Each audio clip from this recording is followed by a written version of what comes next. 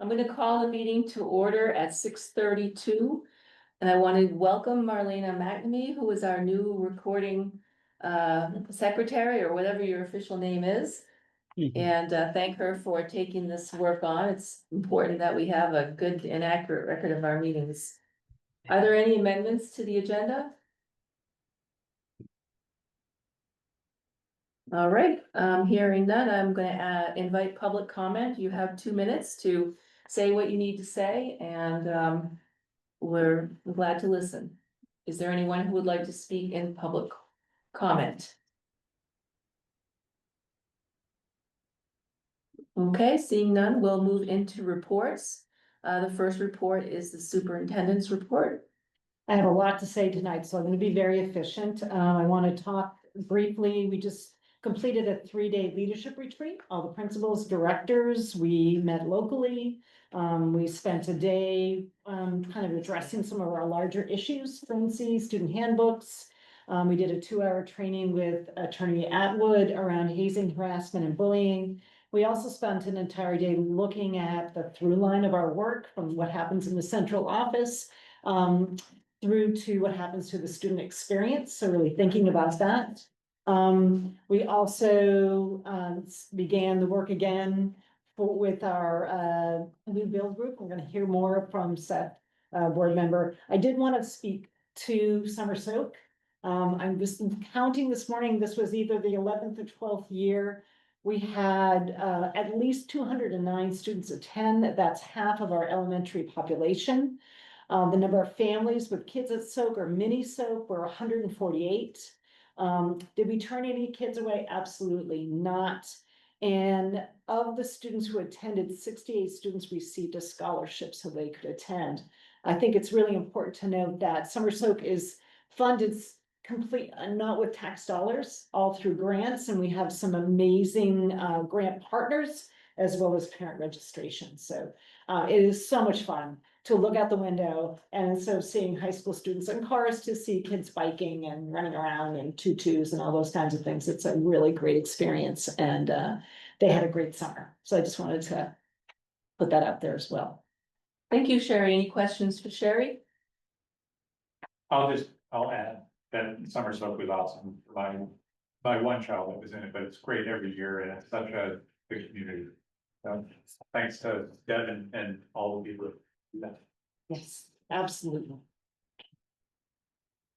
All right, are there any other directors who would like to give a report? And most of the directors have been on vacation, so Okay. this is a quiet time. That's good. That's very good.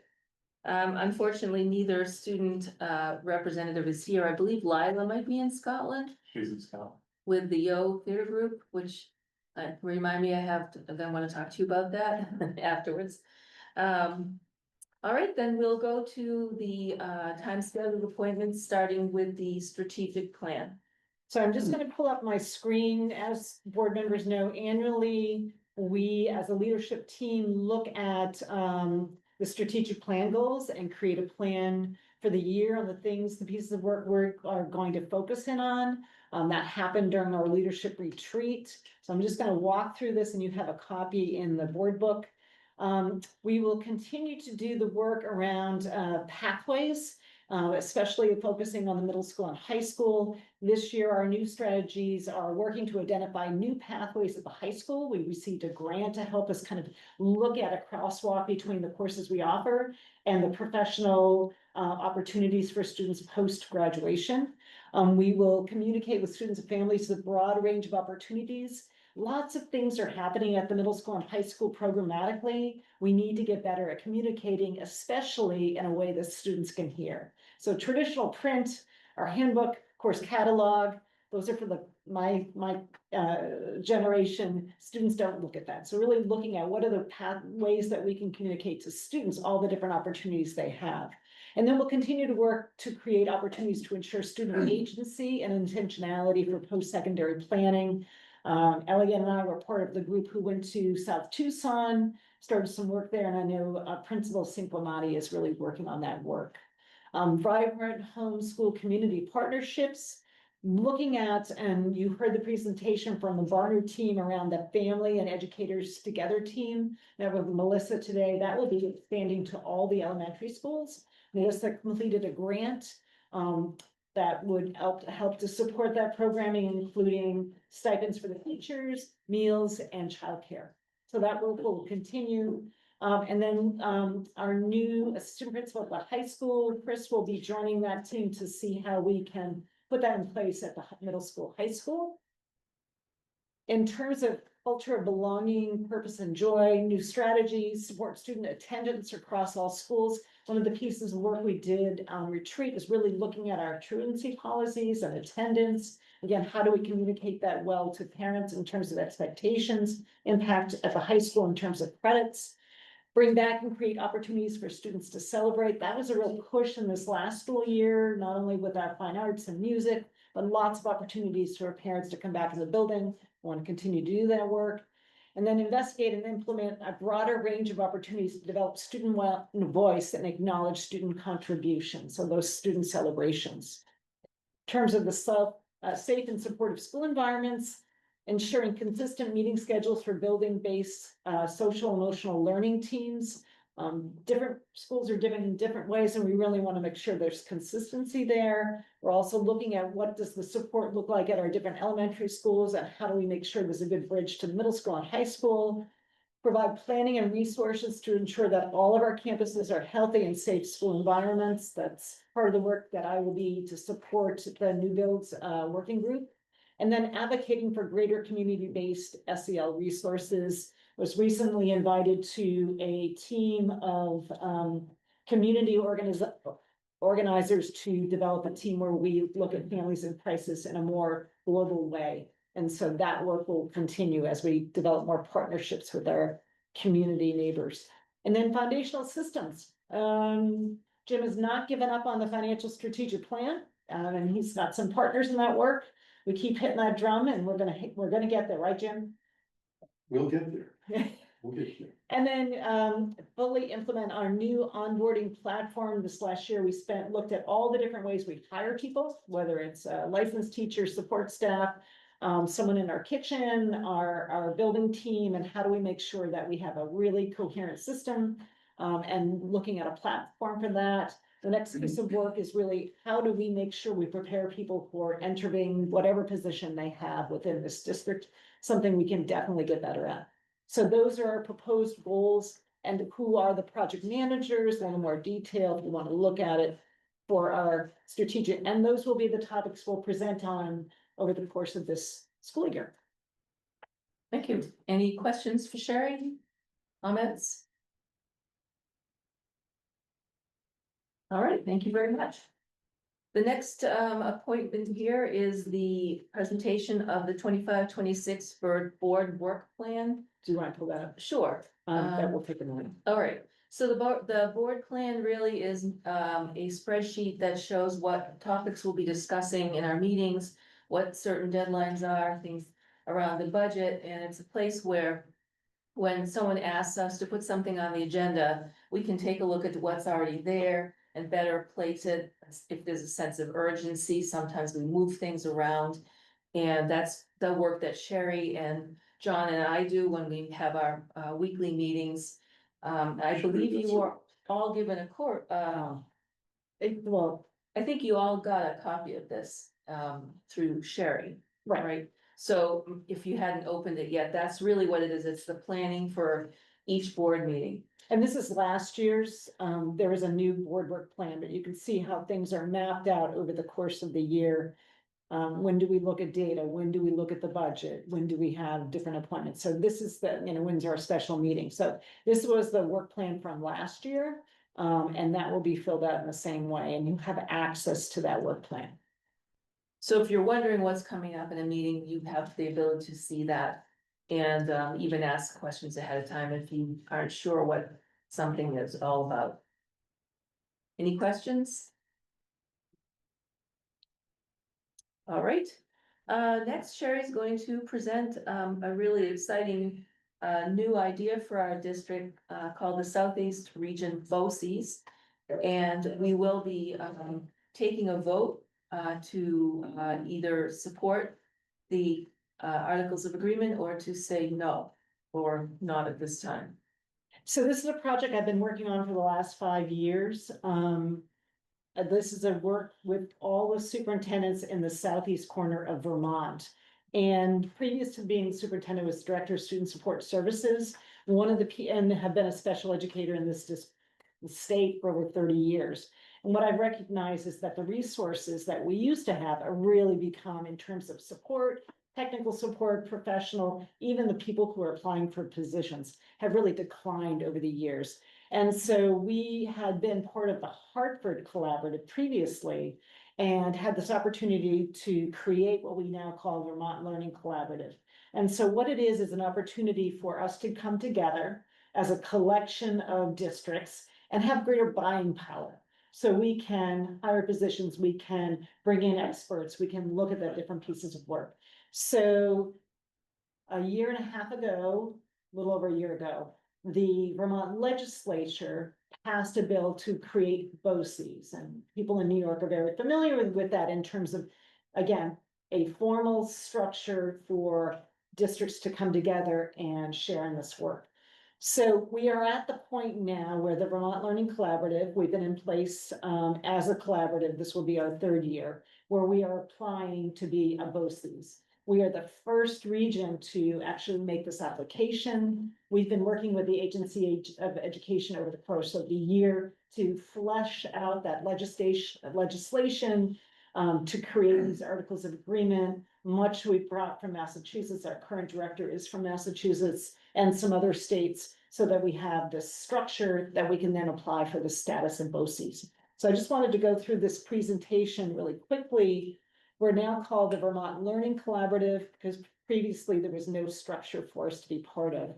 Here are the other school district supervisory unions that are part of this: Springfield, Two Rivers, Wyndham Northeast, Wyndham Central, Wyndham Southeast, and Wyndham Southwest are currently all members of the Vermont Learning Collaborative.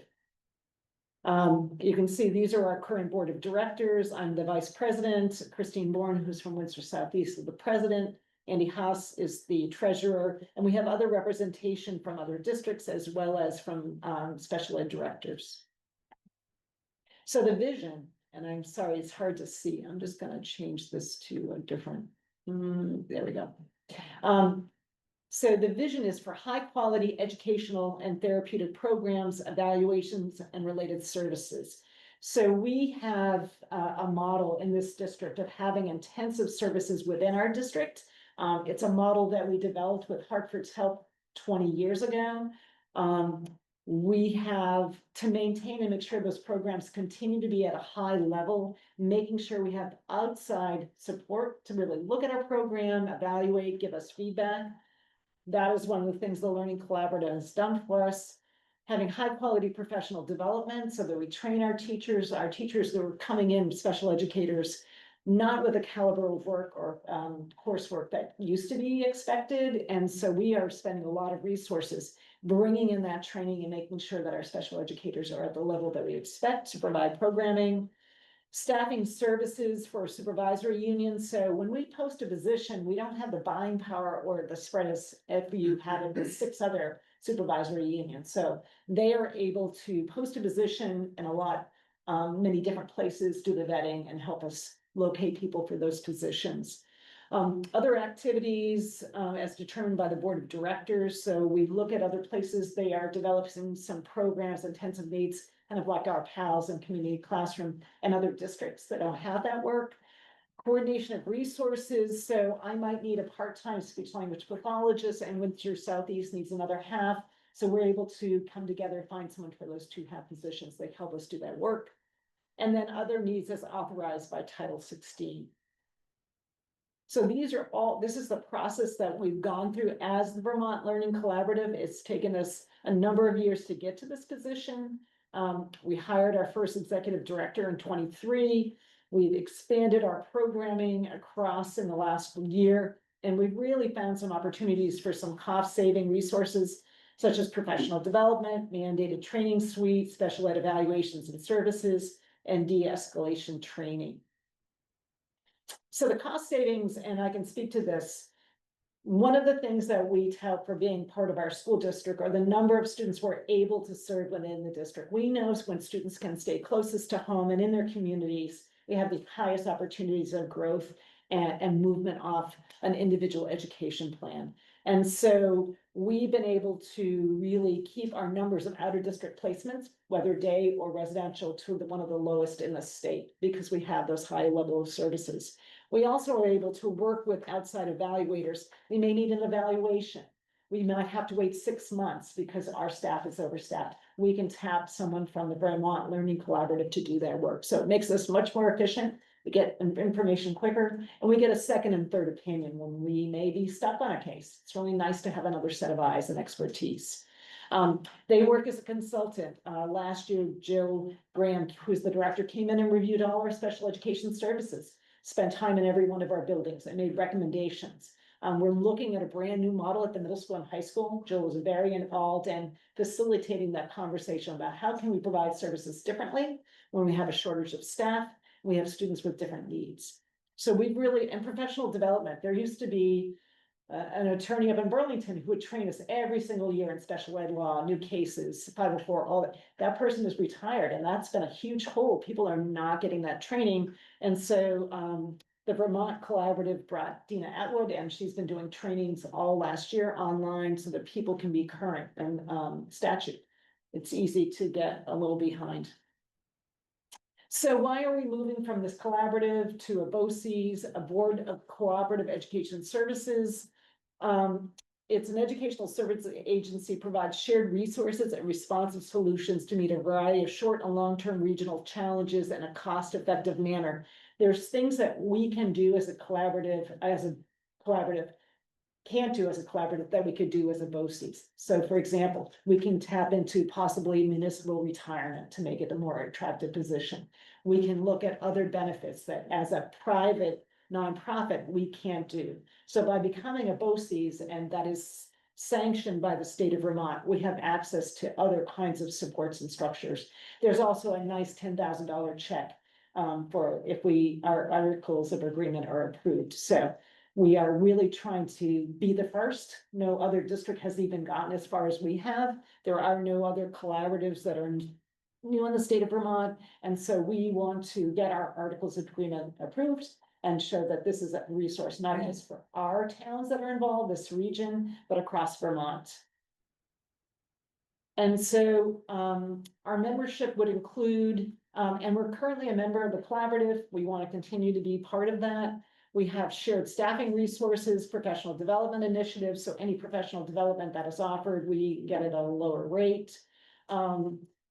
Because we are geographically accessible BOCES programs, if we have shared needs right now, there are very few day programs for students with social emotional needs. In fact, there are none that are within less than 40 minutes from here. Makes it incredibly challenging. And we can get services at a reduced cost. So there's different things that we have tapped Jill to come in and do for us. And because we're members, we are not paying the full amount. She assists us with recruiting and hiring, support at reduced costs. Consultation has been critical. There are no special ed experts left in Vermont. I can say that with confidence. Our current director of special ed in the state of Vermont is an lovely young woman who really doesn't have the expertise of previous directors of special ed. And so Jill coming in, she ran her own collaborative in Massachusetts. I went down to visit it, working with intensive needs students in the whole northeast wing of Massachusetts, very diverse communities, highly successful. I'm sorry, Seth, go ahead. I should have, well, I mean, I'm familiar with the New York BOCES model. Yes. And, first of all, I think it's a great idea. I just had two or three basic questions. One, is there a change in fees that the district will have to pay to be a part of this, or is it the same as kind of our current membership fee? Correct, same fee structure. Right, so it's like no impact on the budget. Correct. In New York, there's a lot of procurement components to this, where they're doing contracts. I wasn't seeing that. It's more. We haven't gone there yet, but for districts, for example, transportation. Yeah. So this BOCES for the Southeast could go in together and have a lot more pull if you want to go for a new bus contract. Right, it's like So- collaborative participation. Exactly. And the legislation enables that. Yes, it does. Yes. And then, great, and then the third question was. How will this be adjusted with Act 73? And. It's a does- separate, I'm sorry. and does the current BOCES legislation outline regions? Is there anything in the current BOCES legislation that would impact how the redistricting consolidation staff is thinking about things? Are they even thinking about BOCES? Okay. I'm sure some of them are.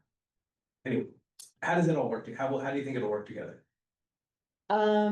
It's interesting because currently we are signing on as Mountain Views. If we make that agreement and I make that approval, we will sign on as Mountain View Supervisory Union. And just like any other joint contract, Who knows? who knows? Who knows?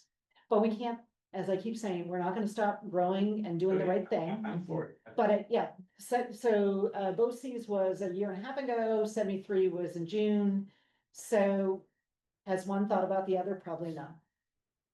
Thank you. All right, I'm gonna go. So one agency with the ability to provide regional, efficient district and supervisory union solutions for all needs.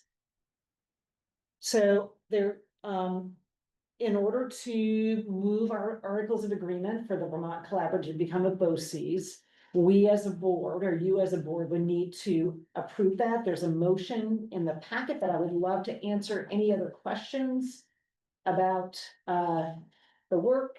And I know Shayna's done a lot as a current student director of student support services, but any questions? I just want to say, this sounds wonderful. I appreciate all the work. I mean, it sounds very, very work heavy load, so I appreciate all that. Thank you. We need the help, Brian. There really isn't. The applications we get for special ed, I mean, I know what I went through in grad school. There really aren't that many programs left. And the ones, the students that work, even if we're coming with a master's degree, we're retraining. And so this really gives us that expertise. And, we want another set of eyes. Like, we haven't got it all figured out. We know that. And it really is valuable to have Jill and other people with expertise to come in and say, if you tweak, if you do this, here's another way to think about it. Really means our students are getting the best program we can offer. Great. Now, just to touch on SES, aren't the other town or districts that we would most likely be regionalized with already signed on to this? As in, I saw Windsor is Hartford. Hartford is considering it. Okay, because I think that would answer the question of the regionalization. I mean, we're already part of it, they're already part of it. I wish I Makes sense. knew where it was headed, but. It just makes sense. So Two Rivers, so it's just below us, Ludlow, Yeah. they're signed on, Springfield signed on, most of the Wyndhams have signed on, so. We do have a, really strong grouping there, so it is important to note, and AOE in the legislature, that we as superintendents have been working together for over 5 years. Zach McLaughlin from Springfield, previous superintendent, did a lot of work to move this forward, so it's been a great amount of work, but it's really paid off. If anything, being first speaks to like our leadership as being a good regional player. We don't mind being first. Lara, Yeah, so as far as the motion is concerned, do we need to vote on each of the 4 items in the book separately, or is this a one motion to rule them all?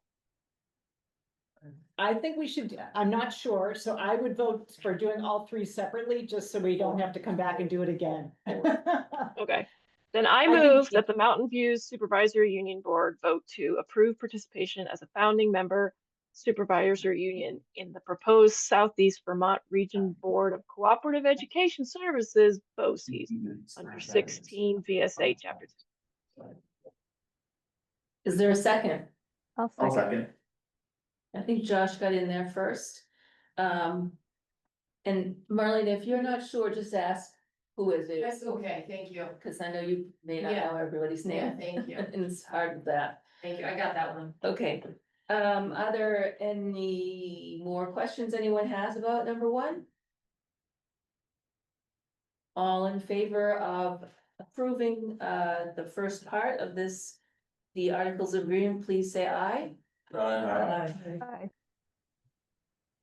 Is there anyone opposed? And is anyone abstaining?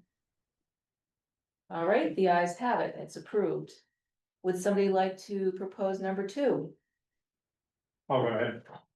Move that the Mountain View Supervisory Union Board vote to approve and adopt the articles of agreement for the BOCES as presented. I'll second it. Thank you, Ryan. Any questions on that? All right, those in favor, would you please say aye? Aye. Aye. Any opposed? Any abstaining? All right, that one is passed. Number 3, I move again that the Mountain View Supervisory Union Board vote to authorize the board chair to sign the articles of agreement and submit them to the Vermont Secretary of Education as required by the state legislature. I'll second it. thank you, Ryan. Any questions on that? I know we got one. Yes. quick one, and that is, how do, I know we don't know, but how would this work? Like, would there be wording in there that said if Act 73 interfered? Okay, is there gonna be wording in there to protect us on that? Just curious. Like, I think that I they, don't, there's nothing in concrete yet. right, I just don't know, I was just questioning that, Yeah. it's not Yeah, necessarily. The articles of agreement are really a template that we really, there are elements, and we've been negotiating with AOE for a year now, and what those elements are, we're finding the language, and Jim has been part of that, so there really isn't an opportunity to incorporate I that. think to answer his question, the articles of agreement include a way to dissolve the Okay, BOCES if that's it's what I no was longer looking at. necessary. Thank you. So if we get to 5 districts like the governor wants, and it's no longer required, there is a process for dissolving. Okay, that's all I was wondering, thank you, Jim. Thank you, Jim. Okay, are we ready to vote? I think we are. All in favor, please say aye. Aye. Anybody opposed? Anyone abstaining? All right. One that more piece. Passes, one more piece. And to authorize a supervisory union or school district representative to participate in organizational meetings and take all necessary steps to implement the BOCES in accordance with Vermont law. I'll second. You, Josh? Any questions on that? All right, all in favor, please say aye. Aye. Any opposed? Any abstain? All right. That's 5 years of work. Yeah. Thank you, thank you, thank you. And again, we're not only part of the first group, we are the first board to approve the articles of agreement. So thank you all. I appreciate your support. This is really, really exciting. And thank you, Sherry, for being so forward-thinking and finding, these materials and putting the time in on the many other committees that you also attend. So thank you very much. You're welcome. Thank you. Good work. Thank you.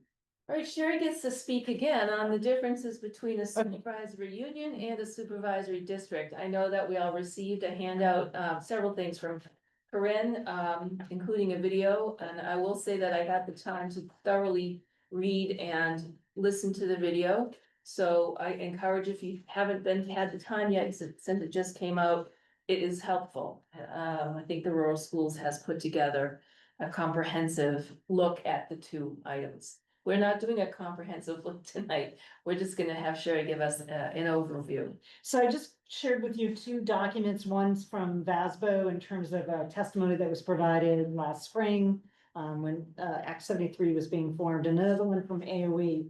And really looking, so there are 3 different models. There's the school district, which is its own independent municipality, when you're operating more than one school or paying tuition or operating some grades and paying tuition for others. Then there's the supervisory union, when you are not a municipality, you have board representation, you have a budget that's adopted and allocates among the member school districts. We are really a supervisory district because we have one teacher's contract, we have one school board, we have one set of policies, we have one budget and one tax rate. So we are coming together, and Jim and I talked about this. As a school district alone doesn't represent who we are, a supervisory union alone doesn't, but we as a supervisory district, and this is where we were really challenged pre-merger, where we had every school was its own district, which had its own contract, and in some cases had its own calendar and its own benefits. So when we had teachers teaching at multiple schools, teachers had multiple contracts.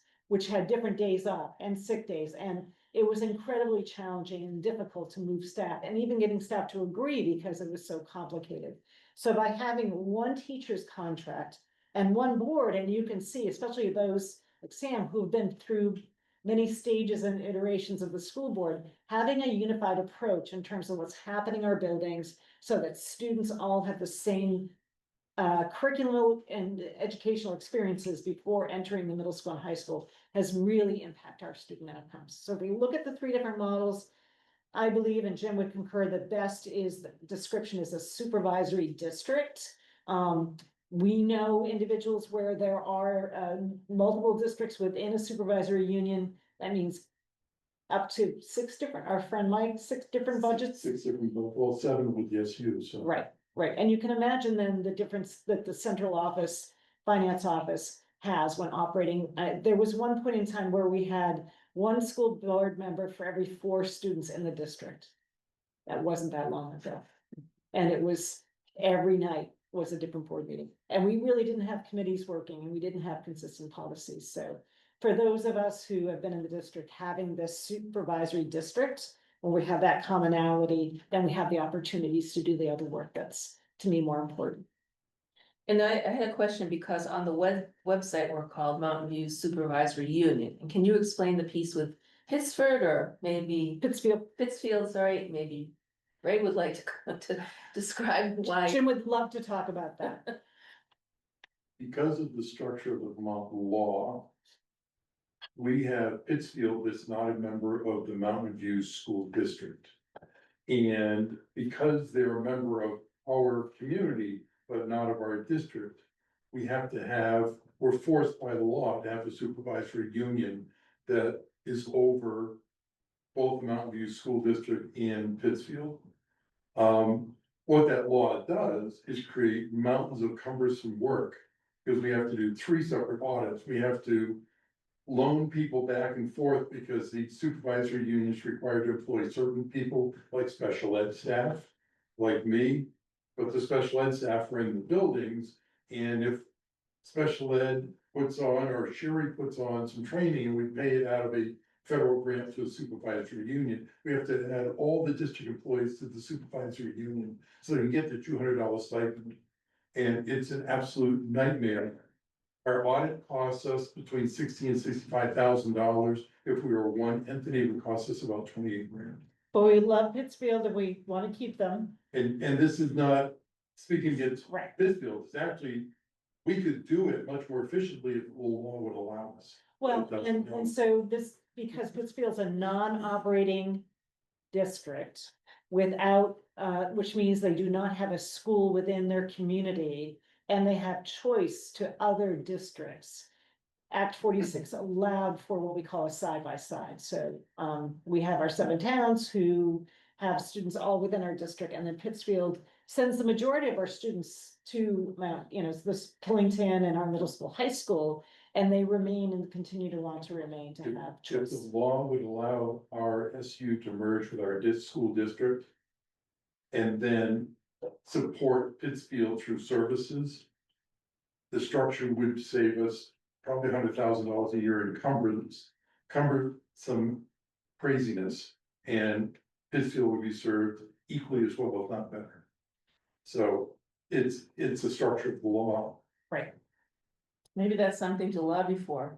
Vasbo kind of did in their letter. if you I read it. read that, yes. Yeah. Yeah, it was well written. The structure of the SU, when you had 7 town districts, was important. It's not important to us anymore, because we don't have that type of work anymore. Any questions for Sherry Or Jim. or Jim Um, or Ray? may I ask a question from, first of all, thank you for clarifying this. All these years I've been writing about the school district and the supervisory union. I never knew which acronym to use when, and I've got a little bit better handle on it now, I think. I'm definitely less confused than I was previously, so thanks for the explanation. It seems like most of the time, and correct me if I'm wrong, Jim, when you're conducting business or making decisions or formulating budgets or policy, you are doing it as a school district rather than a supervisory union. Would that be broadly accurate to say? Mostly accurate, Yeah. but stupid little things like to and from transportation is an SU expense, but all other transportation is a school district expense. So I have to take my transportation budget and distribute it among two different entities. Oh, my. The Okay. beauty of the structure of the law. Well, if I'm ever confounded moving forward, I'll be sure to ask whether I should use MVSU or MVSD. But thank you. MVSD really is all encompassing as far as I'm Excellent. concerned. Good. All right, Tom, yeah, that was your one-off, because normally we don't let the public speak during the board reports, but Oh, I'm aware of I that, let it go, I let it go.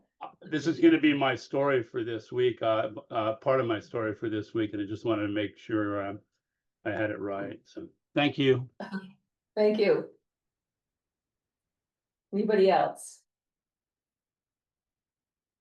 All right, well, thank you, Sherry, and Jim, and, for clarifying these things. I think it's still a bit murky, and having read through the materials today. There's something else called the supervisory district. Is that the same as school district? That really represents us the best. Okay, so, Yeah, so it's kind of the hybrid. okay, so we should stop saying school district, really. Should say supervisory district. Please don't change That it. would be more accurate. Okay. Okay, very good. It's intimidating. The next item is an item that I asked to be put on the agenda regarding a Vermont superintendent being detained at the border recently. I did reach out to him and I told him how sorry I was as to what happened. And I also wrote to the board chair and said the same, and that I would personally stand up for them if they ever needed that. And I did get a response. But if you don't know what happened, the Vermont superintendent from Winooski, Vilmer Chavarria, was returning from Nicaragua, where his mother lives. He was born in Honduras, raised in Nicaragua, but became a US citizen several years ago with a US passport. And when he arrived in Florida, he was detained for several hours with no real reason being given. And his cell phone, his school cell phone, and his personal device and his work device were seized by the border control.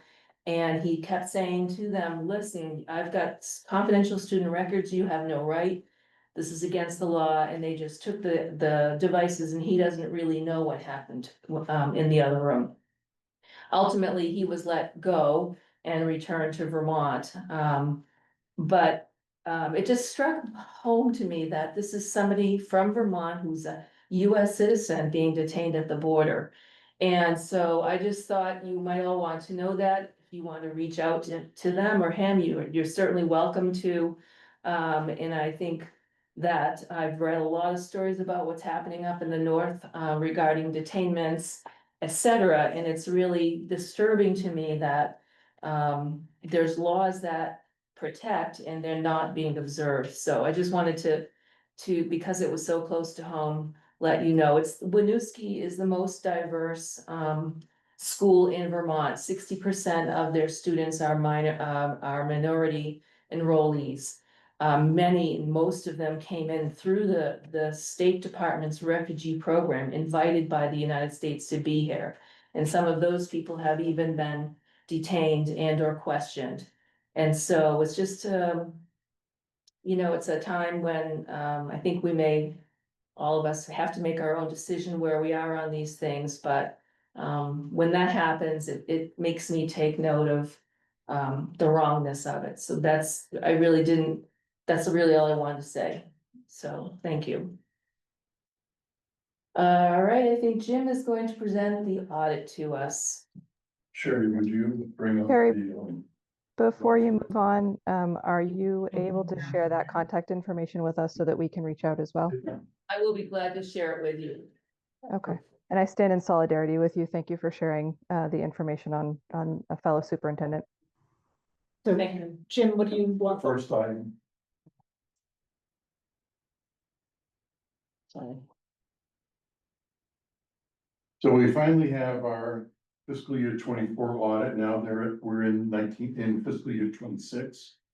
And, what I try to do every year is give you a Reader's Digest overview of the audit.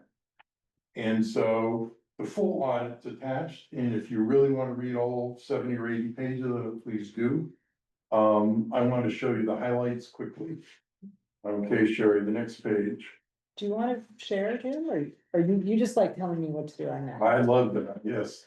So one of the most important things to me is the paragraph on page 1 that says, in our opinion, the financial statements referred to above present fairly all material respects the respective financial position of the district. And that's really important. It's not a qualified opinion. It is, they've had no findings in our work that was important enough for them to highlight. Okay, so that's really important. Next page, please, Sherry, right there. One of the things that happens every year, and I struggle with this a little bit, is the auditors do a restatement of the prior year. When they're in working with us, if they find something that got reported incorrectly last year, they do a restatement. And so here in their note 21 on page 65 of the audit, they talk about the restatements. Okay, moving right along. On page 66, one of the important things. 66?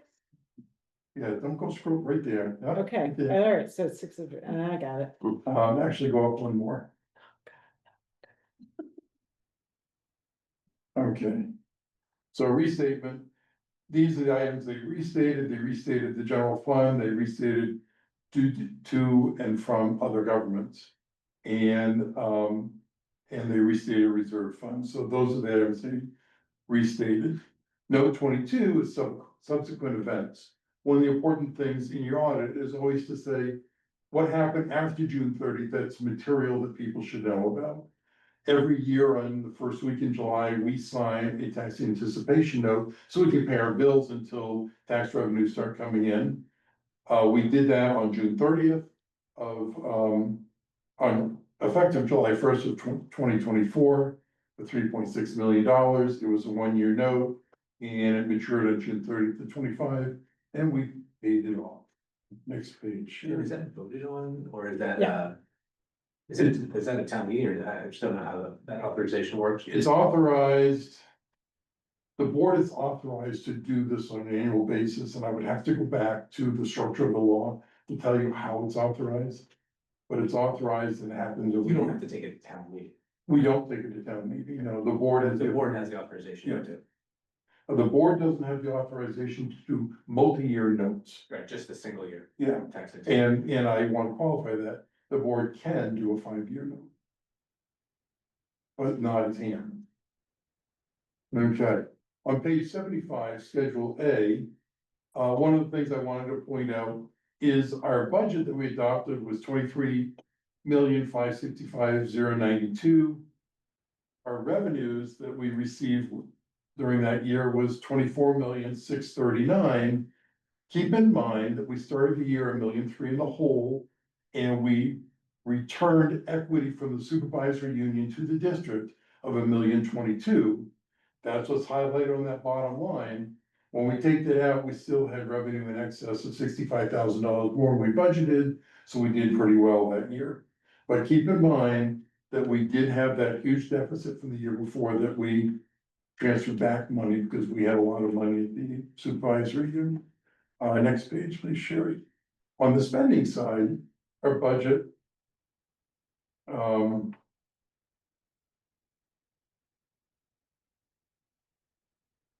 was. I'm missing a page, but that's okay. Here we go. Our budget was 23 million. So one more page, Sherry, please. Back or forward? Forward, that one, yeah. There we go. Our budget was 23,607,000. We spent 22,755,000, so we underspent our budget by $851,000. Which may sound like a lot of money, but it's only 3.5%. So when you're building your budget a year and a half in advance, to come in within 3.5% isn't too bad. Okay. The next page, which is page 19. Is our balance sheet. And one of the things to look at, and I highlighted, is what's your unassigned fund balance. Because your unassigned fund balance isn't cash in the bank, but it's what's available to use in the future. And I made a note because it was really important. Our unassigned fund balance on June 30th of 2023 was $1,457,560,000 negative. This year, it wasn't, it was positive. So, you know, we transferred money back from the district, return of equity. There was some deferred debt principal that really helped because when we really refinanced our bank note, we didn't have to make the bond payment until this November. So we had $839,000 that we didn't have to spend. And that was a huge part of bringing that positive to where it is now. Thank you, Jim. Good work. Okay, the next page, I talk about fund balance. But there's 5 different categories of fund balance. And I just want to run through them really quickly. Non-spendable fund balance is a non-cash asset or prepaid. For us, that would be food service inventory. It is RAF bought a service contract for software for $50,000 spread over 3 years. So that's year 2 and year 3 that are prepaid, that are part of that number. Restricted is legally restricted for specific purposes. That would be any of your federal grants, anything that comes in for food service, or any of the things that have a restriction on them, have fingers on them when you receive the money. Committed funds are restricted for a specific purpose and requiring a vote of the legislative body. Okay, the legislative body can be you, it can be the voters. Our restricted funds, or excuse me, our committed funds are our capital reserve funds. We don't have any other at the moment, but you could. Assigned funds are amounts intended for a specific purpose. Our most common use of assigned funds is end of year encumbrances. So Joe is in the middle of a project. It started in May, it doesn't finish till August. So we encumber the half of the project that's not done yet that we haven't paid for. That's the type of end of year encumbrance that we often have. 98% of them are related to Joe's projects because he only has 10 weeks to do them in the summer. And if he doesn't get it done this summer, then it starts next June. And so those are the types of things that end up there. And finally, the one that we all like, which used to be called surplus, but that's a 4-letter word, is unassigned fund balance, which is what's spendable, what's left. When you go Okay. into the budget year next year, you will use, not use, leave it alone, the unassigned fund balance. I will bring forward this unassigned balance and use some of this and offset the taxes, but not all of it. Okay, keep a cushion. The law doesn't allow us to keep much. That's why we accumulated at the SU, because the law doesn't care what we do at the SU. And so we accumulated at the SU, but yes, I'll use most of it because the law requires us to. Yep. Okay. When you get to the next page, which is page 10 of the audit, there are a couple things that are important to look at. At the end of 2023, we had $876,000 of current liability outstanding. In 2024, we had 2.9 million. Non-current liability, 4.9 million versus 8.5 million. What those are, the current liabilities are the current portions of the JCI project, the heating system project, the roof in Killington, and the design of the new build that we were in the process of doing in 2024. The non-current was the increase in debt for the projects we did in 2024, the $4.4 million we borrowed. And the lease for the JCI project. So the 8.5 million was those two debts and the remaining debt on the middle high school from 2014. Okay, you can also see that we had a change in funds available. We had restricted of 1.2 million last year, which was money we were holding to complete the JCI project, which at the end of 2024 was 127,000. It's now zero. We paid out the last bit of it last week. And the unrestricted went from 1.5 million to a negative 147,000. So it worked out pretty well. Okay, one of the things I always look at is the change in net position. And that's on page 11 of the audit. And the change in net position, you look at what's changed and why. Because our net position dropped by $4 million, which could be serious if we didn't know what caused it. Okay, and so what caused it was $4.1 million in capital project retainage. What caused it was an extra $1 million in operations and maintenance that Joe had spent to keep the high school open that year. And those all changed our net position. And so they were legitimate. They eventually turned into a very positive net position, but at the point in time that this picture was taken, they had dropped our net position. Okay, what's important on page 12 is the unassigned fund balance. Again, it went from a negative 1.4 million to a positive 971 million. And 971,000, I'm sorry. It'd be awesome. Yeah, I would be scared if it did, but that was important. We knew this. We talked about a little bit last year when we did the audit. And again, it worked out the way we wanted it to. Okay, what we're looking at on the screen now is food service. This was the last year of Gretchen. Had a 303, almost 304,000 deficit. Typically, food service has about a $200,000 deficit, so we had an operational problem that we spent too much money that year compared to the budget. Since she's gone, I've been working with Jen Lockhart, who is now running it, and we're back where we belong. What we do at the end of the year, some of that fund balance we have, we use it to pay this off so that the food service is whole at the end of each year. That's required under the food service program that we have to make it whole annually. So we do in arrears.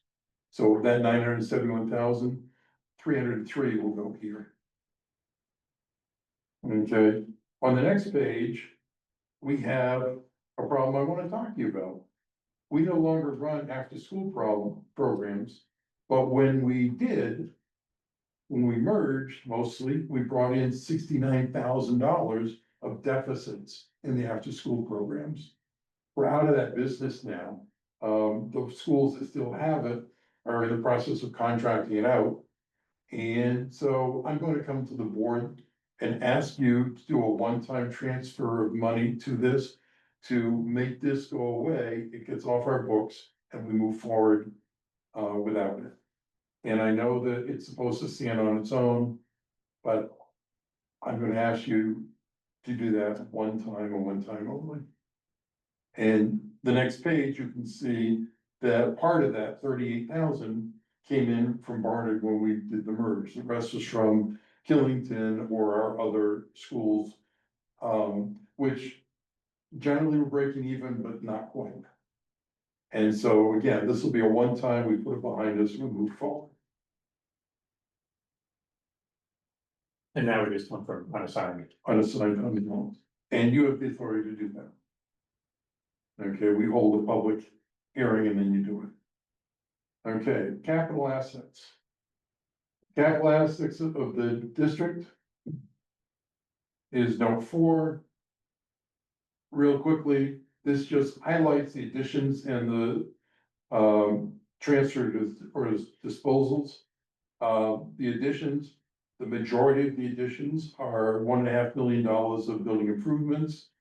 Majority of the detractions or disposals are depreciation on those buildings. So we increased our capital assets by about $500,000 through the transactions that we did that year.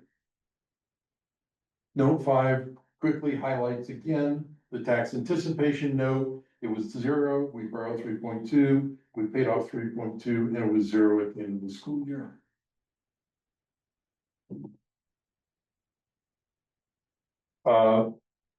Note 6 is our long-term debt. I talked about it real briefly, but it's it has $199,999 remaining on the high school bond from 2014. The $3.2 million, the $3 million for the JCI and the 4.4 for the construction projects bring us to a current balance on June 30th, 7.2 for those projects. And then the current portion is what got paid in 2025. The next page is more detail. I love detail, that's why I highlight it, but it's more detail of the payment structures. You can see, for instance, the high school bond only has 3 years left, and it's paid off.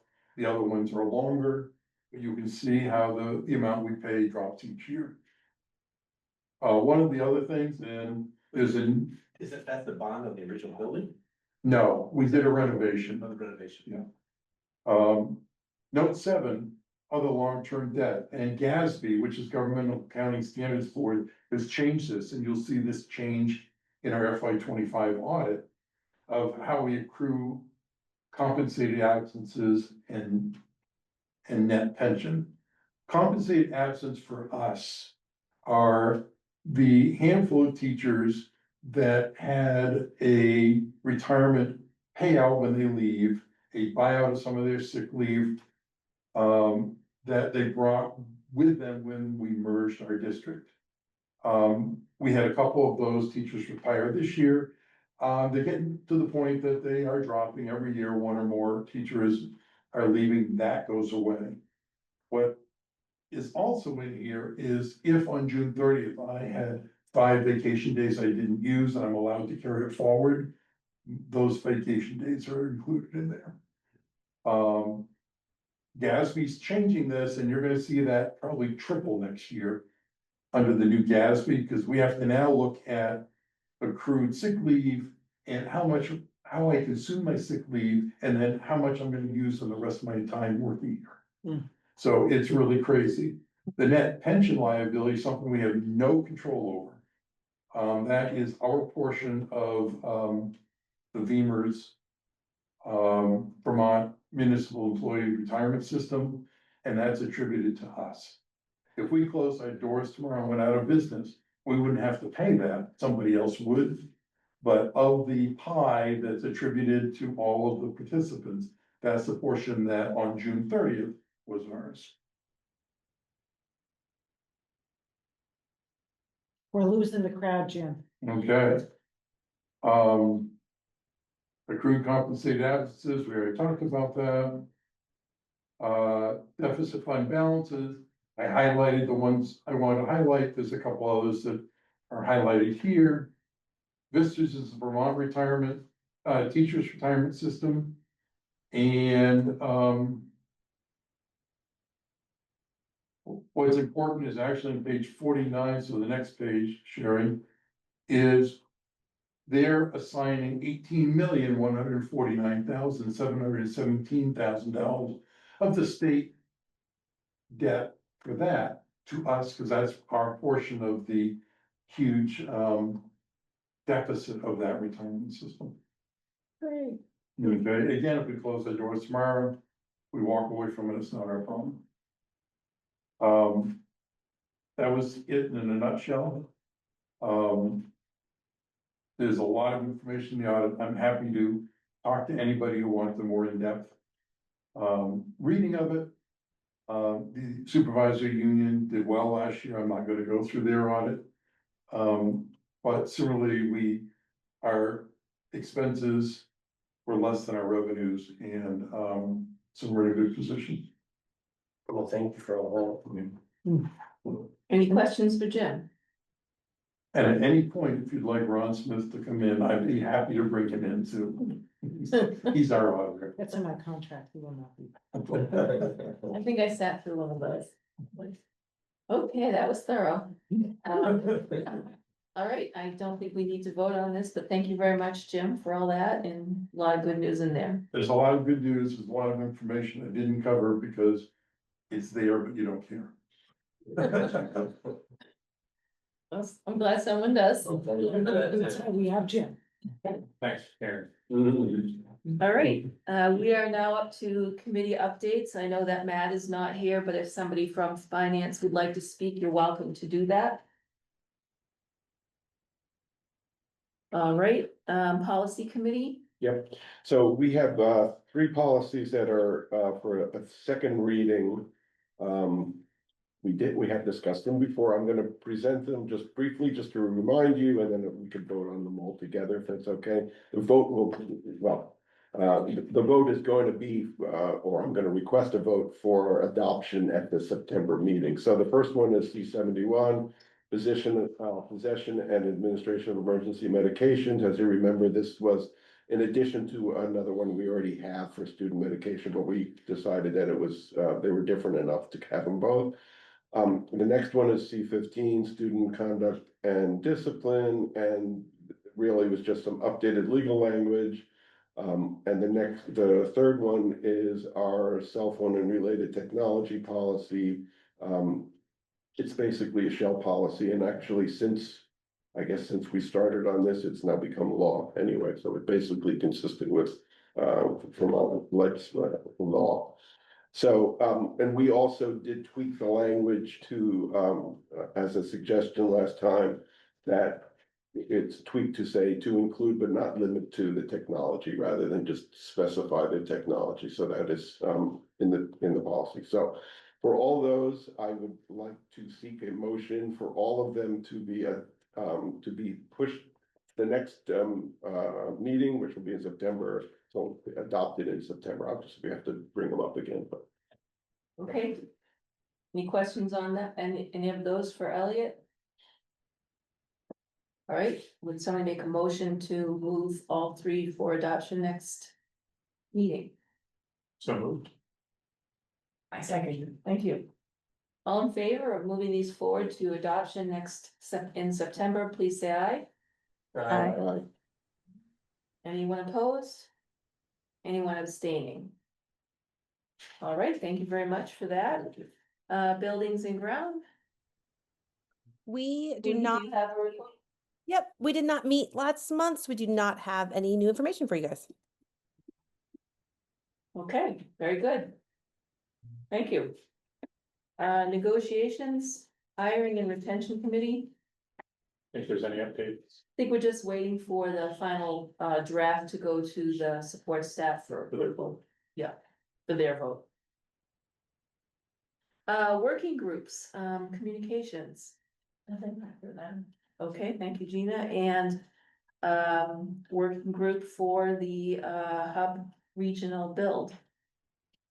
So this is your opportunity to speak to. Anything you'd like to speak to? Okay, I attended the working group. First, I want to say thank you for all of you who appointed me to the open seats. I hope I appreciate your confidence, and if you didn't have any confidence, I hope that I can make a contribution and live up to your expectations or change them. To get started, following the first meeting of the Regional Hub Build Committee, I sent a memo to the board today. The goal of the memo is really just to outline a plan that we could build consensus on how to take an updated rebuild proposal to town meeting in the spring of 2026. It talks about, I wrote this memo based on input from the committee, the staff here, some of the board members, and just my own observations as a resident. And my goal is to get feedback from the board. It talks about how any proposal should really address three factors. One is voter feedback from the 24 vote, including expense and size. Two, state education reform, really how we support Act 73. And three, really the urgency we all feel as every year the building moves closer to failing. The memo suggests 5 criteria, or five key actions for accomplishing our goal of passing a bond. And they're really essentially articulating, number one, articulating what a regional hub plan is and building consensus for all member towns as well as the state's Board of Education. Number two, urging the state board to honor their 2024 preliminary approval with additional capacity. This means really support a modified pre-approval that would align with Act 73. And then three, we have to pass legislation that would decouple per pupil spending from capital projects. Four, I think our goal would be to influence the redistricting process to make sure that any plans or leadership or, you know, best practices that we have could be incorporated into their plans and considered. I think there's limited guidance around what a regional hub is. But it's also not, so that's a lack of clarity, but it's also an opportunity for us to help define what it could be. And then obviously a big concern is the fifth thing is to influence state legislation related to school funding and construction. That would be really key to helping to lower the cost per square foot for any new proposal, getting some kind of state match and making sure that that is included. So I described five to six strategies for accomplishing those things, and I'm not going to go through all of them tonight, but I think the first thing that we could do tonight, and this is the first strategy, and it's updated on the digital copy because this is really a strategy which is formalize the working group via public call for interest. And in my view, this would be an important thing that we could do tonight. I would think that we would want to be thoughtful and intentional about the makeup of this group to ensure that it's inclusive, it has representatives from the 7 towns, and it has members with the skills and time to help address the challenges that we talked about here. I think if we're going to do something different that came in 2024, it needs to start with how we structure the group that's running that. And there may be people who want to have interest or who have interest and want to take part. Maybe we don't get any and we end up with a lot of the same folks, but at least we would have asked. And I think if any of us know folks who, you know, are listening right now or are out there that want to be involved, this will be a good opportunity. So I suggested a format for that we have one community member from each of the 6 towns, 2 community members from Woodstock. I thought that was proportional, I think, for how the board membership is done. Obviously, I think the board chair should be on there and, you know, up to 4 board members potentially, a student and a teacher, and then we should have a 1-year term.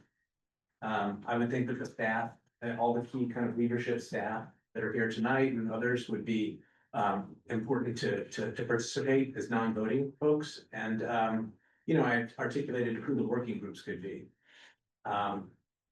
Anyway, we're going to talk about this at the committee meeting on Wednesday. But I do think if the board thinks it's a good idea, about doing an open call to action, that's something we should consider tonight. I would just hate to do something out of inertia and be like, oh, the same people came back or people didn't know they could take part. So by that stuff, do you mean put it out to our communities now, like through social media, et cetera, to say, if you're wanting to be part of this committee, you should come, or make it known? Correct, like, and say at the September board meeting, we plan to appoint this committee.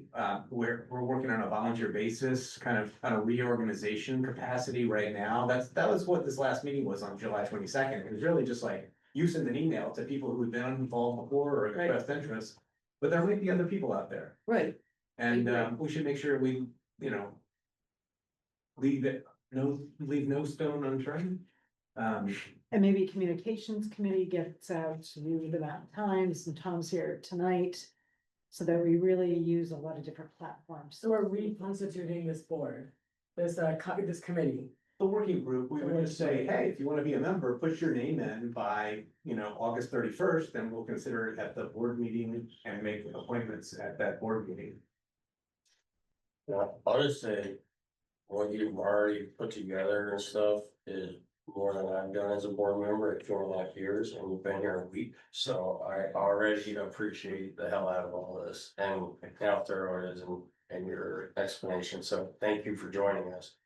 And being ready to put so much forward, like sounds awesome, I love the inclusive approach, getting, the naysayers involved as well. I feel like we didn't put as much listening and effort into swaying a lot of those from the last time. So to hear that part of the focus moving forward for this time is already exciting to me. And again, I appreciate you joining this one. Anyone else have a comment or a question? I have a couple more things and then I'll stop talking. If you guys wanna do that tonight, the appointment of the committee, I think that would be a good call because of timing, because I think time is not on their side. Number two, there's one other thing I think we could do tonight, and that's something I talked with Gina about, is one of the big tasks towards being able to, and Jim, I guess you would agree with this, one of the big problems with having capital debt is that we currently, as the legislation is structured, we would go into the penalty for any capital debt. And that's because they've coupled per pupil spending and capital projects together. And that is something that's going to affect every district. That's something that has to be done in the next legislative session. It's gonna have to be changed. It's just inevitable. It's not a question of whether it's gonna be done, it's when. And I think we could lead on that by drafting a letter that could come from our district and other districts. We could try to get as many districts as possible to sign, to send to the legislature to request that they address this in an emergency session in the fall, as emergency legislation. I think that would at least put them on notice, and I think it would shine a light on the problem every district is struggling with. So, I think that's something we could start, and if I think Gina and I have talked about starting to draft it, so we bring something back for consideration in September meeting, if that sounds like a plan.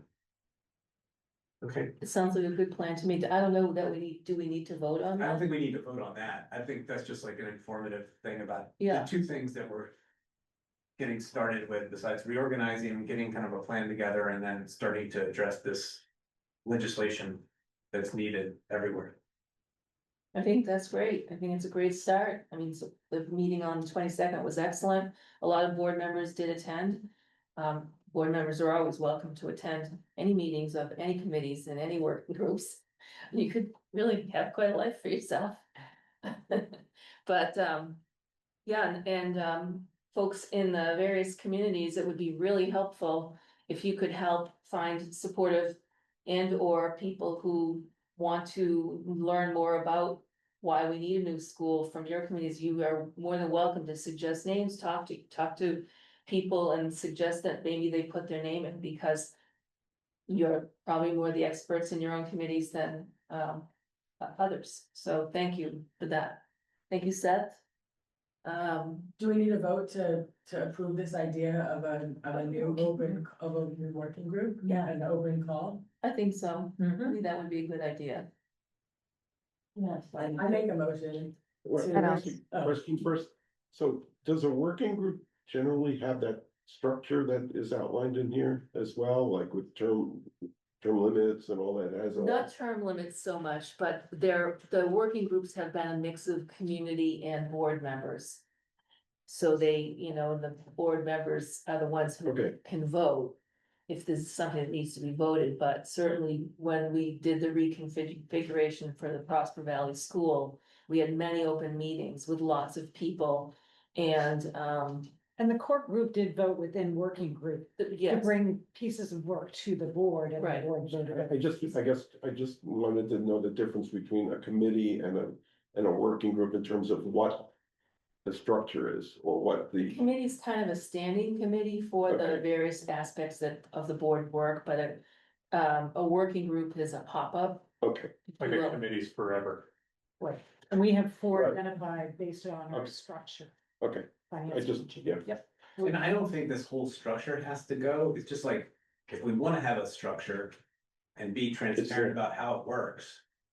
Here's the structure. Right, Right, and, you know, perhaps the vote is to put together a new structure and then the working group can. Yeah, we could have a, Hammer it out. we could approve the structure at the next meeting Yeah. and then be people's input, but if we did a call for input for volunteers or for participants, that would be good. Okay, so would somebody like to propose that we're going to put out a call for volunteers to join the working group? How are we gonna, select those members? It's this model. I don't think we Is- have a process for that. I think Okay. that would be something we would do in September, most likely. I think the suggestion that I was making was that the board would decide. This board, Yeah. This board, One decide not the thing I five think we person could board all you're talking about, the board of, this group right here. the working, so Yeah, the full school board. board. Alright, okay, that's what. You. What? You and him. Yeah, well, that's what I'm trying to figure out, because you got two different boards working here, you have I got. the 5 member board you're talking about for the. The working group structure, or the entire board, so we're just trying to figure out, This is the 15th. I'm saying this group, the 15 or the 5? I'm saying this group appoints the 15, Okay, right? Or it would be, you know, whatever the ones that are appointed, we choose which ones, and everybody would put their name. And the link for the Wednesday meeting is somewhere within the emails or something like that. I think the agenda has it been posted? I know I that don't think so. Janet was supposed to reach out to you for an agenda, so that should be out tomorrow. Because Yeah. today is Monday, so we need to get Has it to out. be out Tuesday. within 20. so are we gonna are we doing the 5 people from the board according to this tonight, or are we doing that in September as well as the community members? I think today is just to get it out to see who wants to put their name in to be part of Yes, it. I'll make a motion to move that forward. I don't know the proper terminology, but You can move the motion. yeah, there we go. I'll second. second This it. is Anna. okay, we'll let Anna have this one. Oh, thanks. I've been unmuting as quickly as I can. All those in favor of having a structure and putting out a call for participants, please say aye. Aye. Any opposed? And any abstentions? All right, thank you very much. Thank you again. Yeah, thank you. That's 10%. All right, we do need to approve the minutes of the June 24th and the June 17th. Is there a motion to approve the minutes? So moved. I'll second Need a again. second. Thank you. All in favor, please say aye. Aye. Any opposed? Any opposed? Any abstentions? All right, we had a late resignation. The counselor at West, Erin Klochek, has resigned her position to accept another position. And so we need to vote to approve the resignation with a regret. So can I just speak about Erin? So she has been our elementary school counselor at West for many years. She was really critical during some very challenging times when Prosper Valley moved into Woodstock Elementary, when we were having significant behaviors when students returned from COVID. Erin has really been steadfast and consistent, and she really helped bring in our social emotional coach Jess Strout. So I really want to say thank you. She accepted a position closer to home where her children are. She's been commuting from Plainfield, New Hampshire all these years. So I know it was a heavy heart that she is moving on, but she's done amazing work and been a great partner with teachers and families and students. She will be greatly missed. I'd like to add, I've had 3 kids through West with her being present and all had a pleasant experience with her, and her professionalism is unmatched. So, thank you. All right, is there a motion to approve the resignation with regret? Awkward. So, So that's all you need to say. I'll second. Okay, John, thank you. All in favor, please say aye. Aye. Any opposed? Any abstentions? Okay, we have an opportunity for public comment. If anyone would like to make a public comment, they are welcome to do so now. Okay, we have two executive sessions. One is around a contract matter, and one is a personnel matter. So is there a motion to go into executive session? I'll make a motion. second. All right, thank you. All in favor? Aye. Any Can I opposed? hear can you tell me the names of the people who firsted and seconded that, please? Okay, who? Josh made it, I second. Josh, Ryan. Josh and Ryan, One, thank you. two. Okay, going into executive session, please say aye. Aye. Any opposed? Any abstentions? All right, we are now going to go into executive session. Thank you. We have left our executive session with no decisions made. Now we need to go into another executive session on a personnel matter. I'll make the motion again. Thank you. I'll second. Yes. All in favor of going into executive session, please say aye. Aye. Any opposed? Jim, you should stay. Any abstentions? Okay, who were those two people again? Sorry, It was Ryan and John. Gina. Ryan and Gina. John, thank you. No, Ryan and Gina. Shoot. Ryan and Gina. Yeah, Josh made the motion, Gina second. Oh, Josh made the motion, Gina seconded it. So the same That's somebody people vote. who voted, who made the motion to come out were the people who made the motion to go in the second one? So going into the second one was Ryan, no, with Josh and Gina. Okay, so Josh and Gina voted, moved to go out of the first one and to go into the second. No. Oh man, you got us all screwed up now. We both have first. Just say Yes. Yes. Yes, Yes. it's all good. So Sherry's. And no action was taken by the board. Great. And we still have one more thing, board. We have our time to process our self-evaluation and implement recommendations for improvement. We should use this as the template for the time. Yeah. Yeah, 8:16, that's great. 16 with two executive sessions. We'll implement. And an audit. Maybe, Oh, yeah. maybe the 2-minute thing for the public comment could happen for the other Yeah. things. Oh, Anna. Anna. I just want to say, as I feel like the default motioner, I really appreciate other people stepping up tonight and taking that role. It's fantastic. Thank you. I hope that this continues. Make your voices heard. And thank you all for coming in August. This is not difficult stuff. Thank you. All right, is there a motion to adjourn? So moved. Make a motion. Josh, was that Josh again? Yeah. Okay, and I think Anna seconded. I'll She I'll got it. second that. Yeah. All in Thanks, favor of adjourning, say aye. Aye. Any opposed? Any abstentions? Good. Good night. Thank you all. I feel the air just there.